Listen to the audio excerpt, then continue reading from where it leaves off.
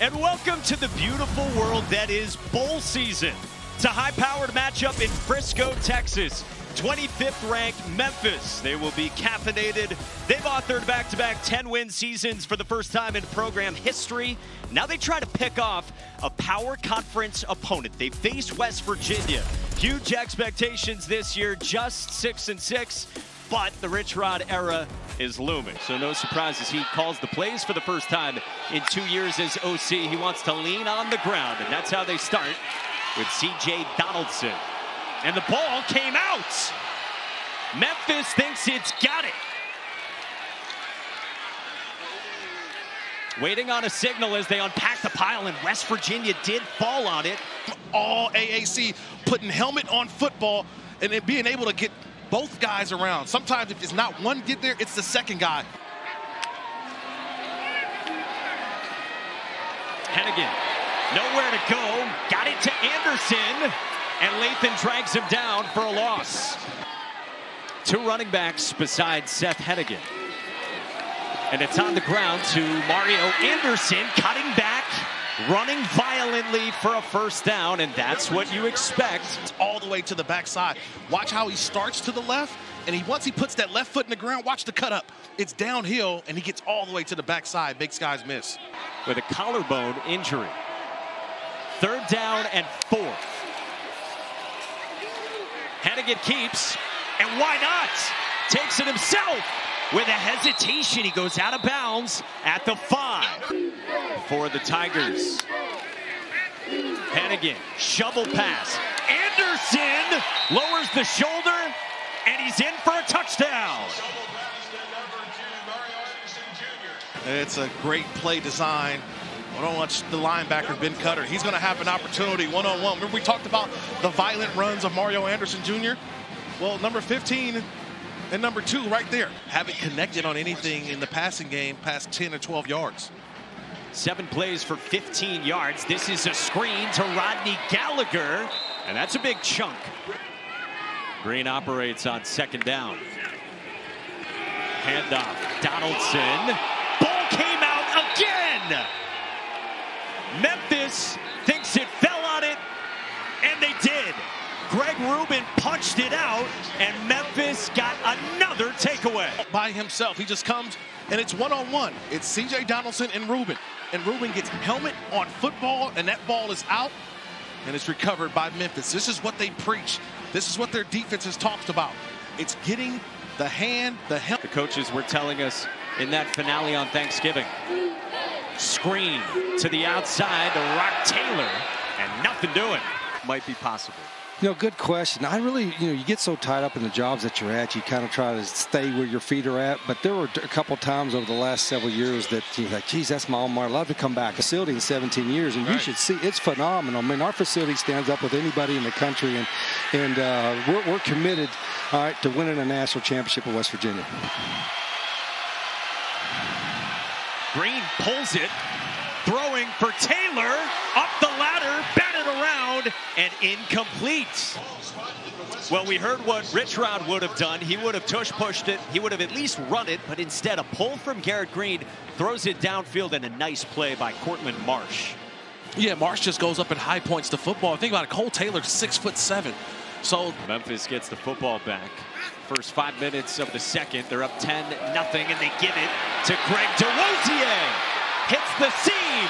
DeWosier gone for a touchdown. Walked the tightrope and finished from 46 yards out. this is what you call group blocking, where everybody's involved. Watch the point of attack. And then when you have speed like DeWosier, you just let him get to the outside. You know where the longest plays in football happen? Along the sideline, and DeWosier shows you. It's what West Virginia is trying to do offensively here. It has been all Memphis, number 25 in the country. Quick one to Hudson Clement. Collects it out 4 wide, and Green to throw. Green, one-on-one.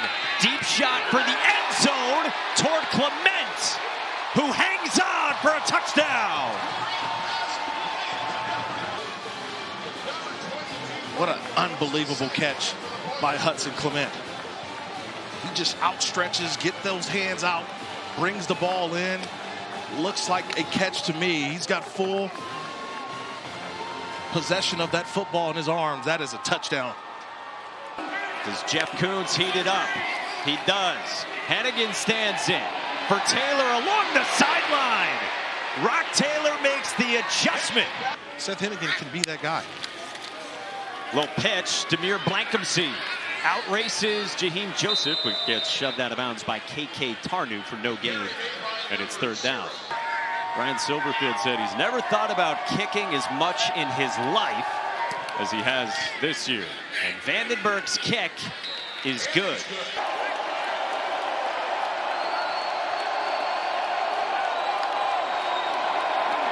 Seth Henigan looking for Taylor, who makes the catch.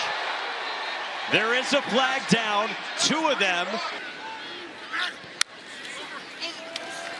Henigan, Blankumsey. Oh, with some wiggle. L1 for 2 more for Demir Blankumsey. It's right there by Blankumsey. And here's a touchdown. He's just going to hear and then get to the outside. This is a short route that draws the corner in. So that's a nice job of a route combination of keeping the corner low and knowing the area of where the ball needs to be thrown to by Seth Henigan. Check the foot. Oh, yeah. Might have got both of them. It's got it. That's good on Sundays. Henigan. Blankumsey. Oh, with some wiggle. 2 timeouts for Chad Scott. Green fires to Preston Fox. And Mike Hayes' kick is on its way and good. All right, Todd, great stuff. Again, with Chad Scott serving as the interim head coach after Neil Brown got fired. They blitz Lathan. Henigan uncorks. Taylor downfield. Contested catch. More times than none. That's just going back and getting the football, Mike. Rock Taylor, man. It was provided by Mike Monaco. And so I utilize it at my advantage in these situations, and I've been correct a lot of times. Thanks, partner. Mario Anderson breaks through an arm tackle of TJ Jackson. Play clock winding down on the Tigers. Anderson again, barreling in for a touchdown. He's a bowling ball. It's inside the 5-yard line. He smells the end zone. And when you smell the end zone, you know what to do. Go feed. And that's Mario Anderson Jr. I don't want to get yelled at for saying it wrong. I'm just going to call it delicious. Seam shot, and Rodney Gallagher makes the catch. Quickly, Clements bobbles. He's setting and throwing a football. And right now, it's been a tough for these Memphis. Nose of the football at the 10, so it's 1st and goal. Green, slant, Clement, touchdown. West Virginia strikes. Watch this defender, this defender, this defender. They all go with the run, and then here comes the pass for the touchdown. Look, all of them, they're all by the line of scrimmage. Number 6, Garrett Green getting it done. And now Donaldson gets banged down by Elijah Herring, but not before a first down. Junior running back, 5th-year senior quarterback, and now 4th down indeed. Green quickly sideline Clements. This is the 11th play of the drive, but West Virginia is still not yet in Memphis territory. They get rid of it. Clement downfield. Clement holds it in. Hudson Clement is having a night, and he puts West Virginia in the red zone. They had about 6 guys at the line of scrimmage. Green realizing it. He throws it off his back foot. West Virginia needs 6. Green under center. Donaldson straight ahead, in for a touchdown. The 238-pounder is in for 6. Through, but they got the good push on that offensive line, and they barely, that ball barely crossed. I was more consistent. You beat me by 1. Memphis with the football, and Henigan finds Demir Blankumsey. Off to the races. diving, and he is just short at the 1. That just said, you know what, I'm going to take off and run. And he just gets tripped up by Jaheim Joseph, and he's down at the 1 yard line.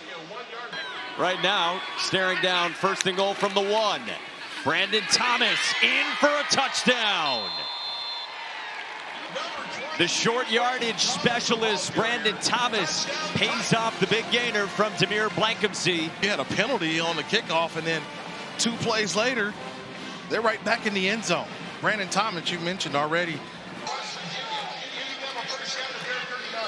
From right around the 40, screen, Gallagher spun for an extra couple of yards.